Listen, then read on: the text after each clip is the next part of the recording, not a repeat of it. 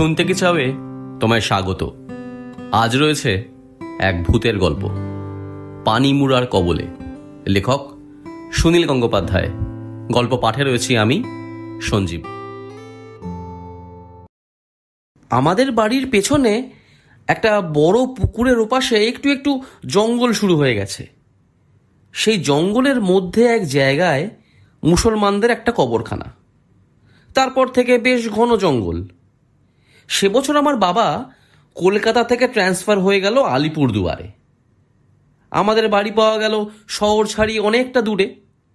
বছরের মাঝখানে আমাকে চলে আসতে হলো বলে এখানকার স্কুলে আমি ভর্তি হতে পারলাম না। নতুন বছরে ভর্তি হতে হবে। তাই দুপুরবেলা আমার কিছুই করার থাকে না। বাবা অফিস চলে যান, মা খাওয়া দাওয়া করে ঘুমিয়ে পড়েন। আমার একদম ঘুমোতে ইচ্ছা করে না দুপুরে। একটাও নতুন গল্পের বই নেই, আর পড়ার বই তো বেশিক্ষণ ভালো লাগে না পড়তে। তাই আমি চুপি চুপি বাড়ির পিছনে পুকুরটার পাড়ে চলে যাই। একা একা জঙ্গলে যেতে আমার ঠিক সাহস হয় না। এখানকার জঙ্গলে বাঘ আছে, কিন্তু আমার তো বন্দুক নেই। আমার তীরধনুক আছে অবশ্য, তা দিয়ে বাঘ মারা যায় না। আমি জঙ্গলের মধ্যে একটু একটু গেছি দু একবার, কিন্তু ওই কবরখানাটার পাশ দিয়ে যেতে বেশি গা ছমছম করে। বাবার অফিসের পিয়ন মুনাব্বার খাঁ বলেছিল ওই কবরখানায় ভূত আছে। আমি এদিক ওদিক তাকাই, কখনো ভূত দেখতে পাই না, কিন্তু কিরকম যেন একটা বোটকা গন্ধ পাই। আর থাকতে ইচ্ছা করে না, এক ছুটে ফিরে আসি। আমার যদি আর একটা বন্ধু থাকতো তাহলে নিশ্চয়ই আমরা দুজনে মিলে ভূত দেখার চেষ্টা করতাম। কিন্তু এখানে এসে এখনো যে আমার কোনো নতুন বন্ধু হয়নি। একা একা ভূত দেখতে যেতে বড্ড খারাপ লাগে। আমি তাই পুকুরটার ধারে গিয়ে বসে থাকি। ছোট ছোট ইটের টুকরো বা পাথর ছুঁড়ে মারি জলের ধারে। পুকুরটা বিরাট বড়, আর এখন বর্ষাকাল বলে কানায় কানায় ভরা। দুপুরবেলা পুকুরটা দেখলে খুব গভীর মনে হয়। কোথাও কোনো লোকজন নেই, আমি শুধু একা। এক এক সময় আমার মনে হয় আমাকে যেন কেউ দেখছে। যদিও কোথাও আর কেউ নেই, তবু যেন মনে হয় আড়াল থেকে লুকিয়ে লুকিয়ে কেউ আমাকে লক্ষ্য করছে। আমি মাথা ঘুরিয়ে চারদিকে চেয়ে দেখি, আর কাউকে দেখতে পাই না। এই পুকুরটায় বেশ মাছ আছে।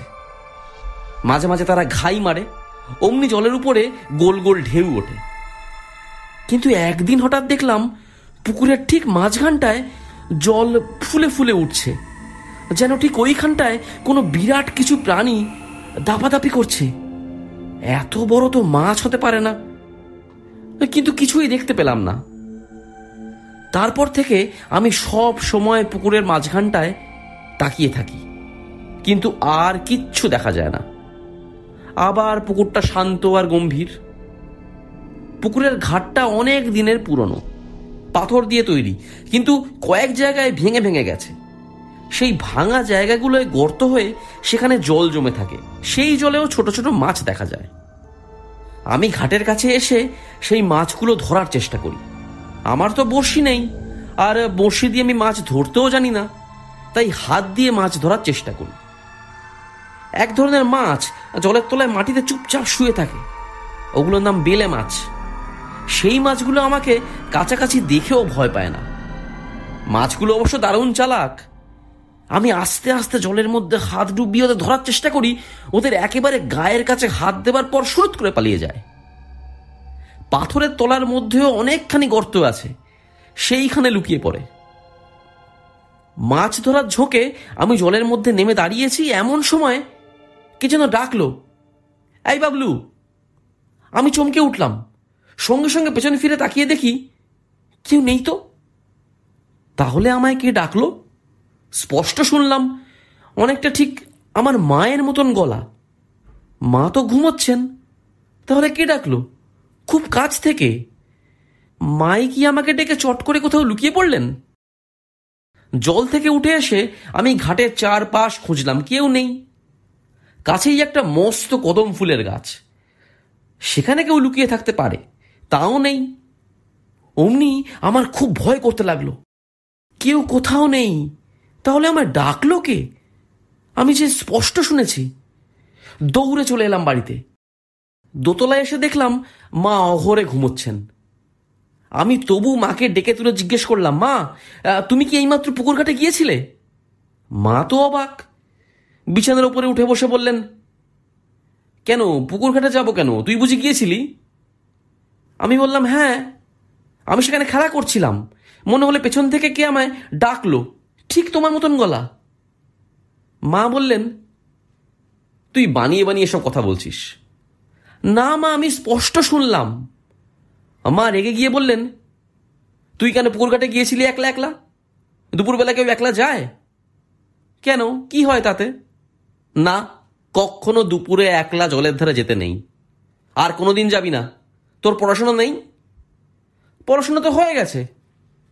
তা হলেও যাবি না, খবরদার। মা আমাকে টেনে নিয়ে তার পাশে শুইয়ে দিলেন। পুকুর ধারে যে কেউ আমার নাম ধরে ডেকেছে, মা একথায় বিশ্বাসই করলেন না। বাবার অফিসের পিয়ন মুনাব্বার খাঁ প্রায়ই সন্ধ্যাবেলা আমাদের বাড়িতে আসে কি সব অফিসের কাজ নিয়ে।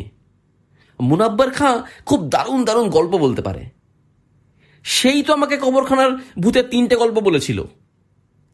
সেদিন সন্ধ্যাবেলা আমি মুনাব্বার খাঁকে জিজ্ঞেস করলাম, এই পুকুরটার মধ্যে কত বড় মাছ আছে বলো তো, তুমি জানো? মুনাব্বার খাঁ জিজ্ঞেস করলেন, কেন বলো তো খোকা বাবু? আমি বললাম, একদিন দুপুরবেলা আমি দেখেছিলাম পুকুরের ঠিক মাঝখানে একটা প্রকাণ্ড জিনিস জলের মধ্যে দাপাদাপি করছিল। সেটা যদি মাছ হয় তাহলে নিশ্চয়ই সেটা এই ঘোড়ার সমান হবে। মুনাব্বার খাঁ হঠাৎ গম্ভীর হয়ে গেল। তারপর বলল, খোকা বাবু, দুপুরবেলা পুকুরের ধারে কখনো একলা যেও না, যেতে নেই। কেন, গেলে কি হয়? অনেক রকম বিপদ হয়, তুমি জানো না। এইসব পুরনো পুকুরে পানি মুড়া থাকে। পানি মুড়া কি? পানি মুড়া জানো না? পানি মুড়া হচ্ছে জলের ভূত।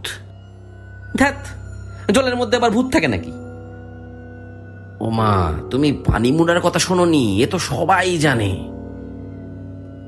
পানি মুড়া বড়দের কিছু বলে না, কিন্তু ছোটদের তলায় টেনে নিয়ে যায়। মুনাব্বার খাঁ, তুমি পানি মুড়া দেখেছো? হ্যাঁ, 3 বার দেখেছি। তাদের মাথাটা হয় কুমিরের মতন আর গাটা মানুষের মতন। এইসব পুকুর জানো তো খুব পুরনো, আগেকার দিনের রাজাদের আমলের। এইসব পুকুরের মাঝখানে গাদ্দি থাকে। গাদ্দি কি? গাদ্দি মানে সুড়ঙ্গ। সেই সুড়ঙ্গ চলে গেছে অনেক দূরে, একেবারে পাতাল পর্যন্ত। যারা পানিতে ডুবে মরে, পানি মুড়া ভূত হয়ে যায়। ওই সুড়ঙ্গের মধ্যে থাকে, মাঝে মাঝে উপরে উঠে আসে। পানি মুড়াদের সঙ্গে আবার কবরখানার ভূতদের খুব ঝগড়া। পানি মুড়ার উপরে উঠে এলেই কবরখানার ভূতরা তাদের তাড়া করে যায়। আমি একবার দেখেছিলাম একটা পানি মুড়া আর একটা কবরখানার ভূত খুব ঝটাপটি করে লড়াই করছে। এই সময় মা এসে জিজ্ঞেস করলেন, কিসের গল্প হচ্ছে? আমি বললাম, মা, তুমি পানি মুড়া ভূত দেখেছো কখনো? মুনাব্বার খাঁ দেখেছে। মা বললেন, বসে বসে বুঝি ভূতের গল্প হচ্ছে এই সন্ধ্যেবেলা? মুনাব্বর, তুমি বাবলুকে বানিয়ে বানিয়ে ওসব গল্প বলো না। ভূত বলে আবার কিছু আছে নাকি? কিচ্ছু নেই। ভূত হচ্ছে মানুষের কল্পনা। মুনাব্বার বলল, না মেম সাহেব, আমি নিজের চোখে দেখেছি। মা হেসে বললেন, ছাই দেখেছ? আমার মায়ের খুব সাহস। মা একদিন রাত্রিবেলা একা একা কবরখানায় গিয়েছিলেন ভূত দেখার জন্য। কিচ্ছু দেখতে পাননি। মাকে দেখে ভূতেরা ভয় পেয়েছিল। বাবা বলেছিলেন, তোমার হাতে টর্চ ছিল তো, সেই আলো থেকে ভূতেরা পালিয়ে গেছে। তুমি অন্ধকার একবার গিয়ে দেখো তো। মা বলেছিলেন, ওখানে অনেক সাপ খোপ আছে, অন্ধকারে গেলে যদি সাপে কামড়ায়। আমি ভূতের ভয় পাই না, কিন্তু সাপকে ভয় করি। 2-3 দিন আমি আর পুকুর ধারে যাইনি, কিন্তু আমার মন ছটফট করে। দুপুরবেলা কি শুয়ে থাকতে ভালো লাগে কারুর? মা ঘুমিয়ে পড়েন, আমার যে ঘুম আসে না। পড়া গল্পের বইগুলি আরও কয়েকবার করে পড়তে লাগলাম। তারপর আবার একদিন মা ঘুমিয়ে পড়ার পর আমি চুপি চুপি বেরিয়ে পড়লাম। আবার আজ আমার সঙ্গে একটা ছোট্ট লাঠি, যদি ভূতটুত আসে তাহলে লাঠি দিয়ে মারব। পুকুরের কাছে এসে দেখি ঘাটের ওপর একটা লোক বসে আছে। লোকটার গায়ে একটা লাল রঙের ডোরাকাটা গেঞ্জি আর মাথায় এমন টাক যে একটাও চুল নেই। লোকটা জলের মধ্যে পা ডুবিয়ে বসে জলে ঢেউ তুলছে, সারা গা ভেজা। লোকটা এলো কোথা থেকে? আমাদের এই পুকুরে তো বাইরের কোনো লোক স্নান করতে আসে না। আমি খুব কাছে চলে আসার পর লোকটি পেছন ফিরে তাকিয়ে আমাকে দেখলো। দেখেই যেন দারুণ ভয় পেয়ে গেল। সঙ্গে সঙ্গে সে এক লাফ মেরে জলের মধ্যে গিয়ে পড়ল, তারপর ডুবে গেল। আমিও খুব অবাক হয়ে গেলাম, লোকটা আমাকে দেখে ওরকম ভয় পেল কেন? আমার হাতের লাঠিটা দেখে? চোর টোর নয় তো? যদি চোর হয় লোকটা তাহলে সাঁতার কেটে পুকুরের ওপাশে উঠে জঙ্গল দিয়ে পালাবে। আমি জলের দিকে তাকিয়ে রইলাম, কিন্তু লোকটা সেই যে ডুব দিয়েছে আর উঠছে না। এতক্ষণ কেউ ডুব দিয়ে থাকতে পারে? আমি মনে মনে 1, 2, 3 করে 500 পর্যন্ত গুনে ফেললাম, তবু লোকটাকে আর দেখা গেল না। এই রে, লোকটা মরে গেল না তো? আমাকে দেখে ভয় পেয়ে জলের মধ্যে লাফিয়ে পড়েছে। হয়তো লোকটা সাঁতারই জানে না। তাহলে কি এক্ষুনি ছুটে গিয়ে লোকজন ডাকা উচিত? কিন্তু আমার কথা যদি কেউ বিশ্বাস না করে? আরো একটুক্ষণ দেখবার জন্য আমি জলের পাশে এসে দাঁড়ালাম। তখন আমার মনে হলো, ওটা ভূত নয় তো? ওই কি পানি মুড়া, কিন্তু একদম মানুষের মতন দেখতে। মুনাব্বার খাজে বলেছিল পানি মুড়ার মুখটা কুমিরের মতন। এ যে একদম মানুষের মতন, শুধু টাক মাথা। শুধু তাই নয়, লোকটা যখন আমার দিকে ফিরে তাকিয়েছিল তখন দেখেছি ওর চোখের উপর ভুরুও নেই, সারা গায়ে কোনো লোমও নেই। মুনাব্বর নিশ্চয়ই মিথ্যে কথা বলেছিল, সে পানি মুড়া কোনোদিন দেখেনি। তক্ষুনি ফিরে গিয়ে মাকে খবর দেবো ভাবছি, এমন সময় জলের মধ্যে একটা হাত উঁচু হয়ে উঠল, শুধু একটা হাত। আমি ভাবলাম লোকটা এবার উঠে আসবে, তাহলে পানি মুড়া নয়, কোনো চোরই নিশ্চয়ই। শুধু হাতটাই উঁচু হয়ে রইল, আর কিচ্ছু না। লোকটার মাথাও দেখা গেল না। তারপর মনে হলো সেই হাতটা যেন আমায় হাতছানি দিয়ে ডাকছে। সেই হাতে লম্বা লম্বা আঙুল, তাতে বিচ্ছিরি নখ। হাতটা ক্রমশ ঘাটের দিকে এগিয়ে আসছে। হাতটা ঘাটের অনেক কাছে এসে আঙুল নাড়তে লাগলো, ঠিক যেন আমায় ডাকছে। আমি চেঁচিয়ে জিজ্ঞেস করলাম, তুমি কে? তখন দেখলাম জলের মধ্যে দুটো চোখ আমার দিকে তাকিয়ে আছে এক দৃষ্টে। চোখ দুটো মাছের মতন, পলক পড়ে না। কিন্তু মাছের নয়, চোখ দুটো সেই লোকটার। একবার ইচ্ছে হলো পালিয়ে যাই, আবার ভাবলাম দেখি না শেষ পর্যন্ত কি হয়। আমার হাতে তো লাঠি আছে। এবার সেই হাতটা খুব কাছে চলে এলো, মনে হলো যেন আমার পা চেপে ধরবে। এই সময় পেছন থেকে কে যেন আমার নাম ধরে ডাকলো, বাবলু, বাবলু। কিন্তু তখন আমার পেছনে তাকাবার সময় নেই। আমি লাঠি দিয়ে খুব জোরে মারলাম সেই হাতটার ওপর। ঠিক লাগলো কিনা বুঝতে পারলাম না, হাতটা জলের মধ্যে ডুবে গেল। আবার কেউ আমার নাম ধরে ডাকলো, বাবলু, বাবলু। পেছন দিকে তাকিয়ে দেখলাম কেউ নেই। সামনে জলের ওপর সেই হাতটা আবার উঁচু হয়ে উঠেছে। আমি লাঠি দিয়ে যেই আবার মারতে গেলাম, অমনি সেই হাতটা লাঠিখানা চেপে ধরে একটা হ্যাঁচকা টান দিল। আমি ঝপাং করে জলের মধ্যে পড়ে গেলাম। জলে পড়েই মনে হলো আমি আর বাঁচবো না। আমি যে সাঁতার জানি না, পানি মুড়ে আমার পা ধরে সুরঙ্গে টেনে নিয়ে যাবে। আমি একবার চেঁচিয়ে উঠলাম, ও মা, মা। জলের মধ্যে আমি হাবুডুবু খেতে লাগলাম, দম আটকে আসছে। পানি মুড়া এখনো আমার পা ধরেনি। আমি ছটপট করছি বলে খুঁজে পাচ্ছে না বোধ হয়। এরই মধ্যে একবার কোনো রকমে জল থেকে একটু মাথা উঁচু করে দেখলাম মাঠ দিয়ে ছুটে আসছে আমার মা। আমি চিৎকার করতে চাইলাম, মা, কিন্তু গলা দিয়ে শব্দ বেরোলো না। আমি তলিয়ে যেতে লাগলাম। মা পাড় থেকেই এক লাফ দিয়ে জলে পড়লেন। চোখ মেলে দেখলাম আমি আমাদের বাড়ির বাইরের ঘরে শুয়ে আছি। মা আর আমাদের রাঁধুনি আমার গায়ে গরম জলে সেক দিচ্ছে।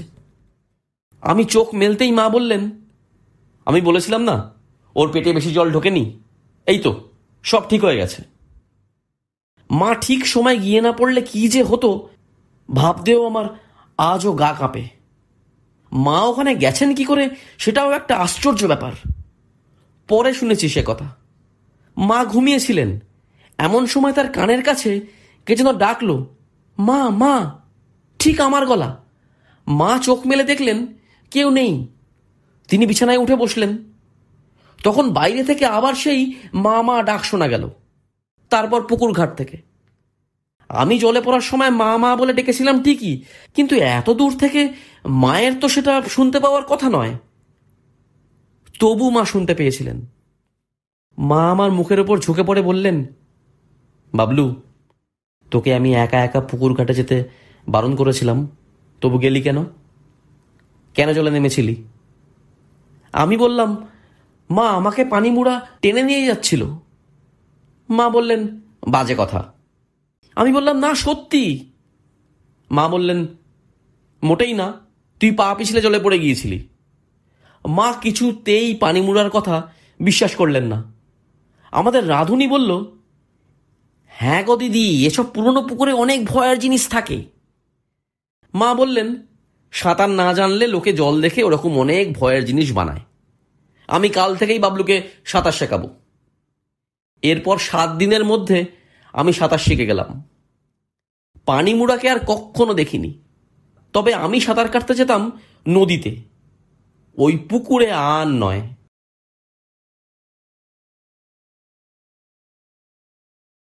গল্প কেমন লাগলো জানাতে ভুলো না। ভালো লাগলে লাইক করো, প্রিয় মানুষের সাথে শেয়ার করো। চ্যানেলটা সাবস্ক্রাইব না করা থাকলে সাবস্ক্রাইব করে দিও। জলদি ফিরে আসবো আবার নতুন গল্প নিয়ে। ভালো থেকো।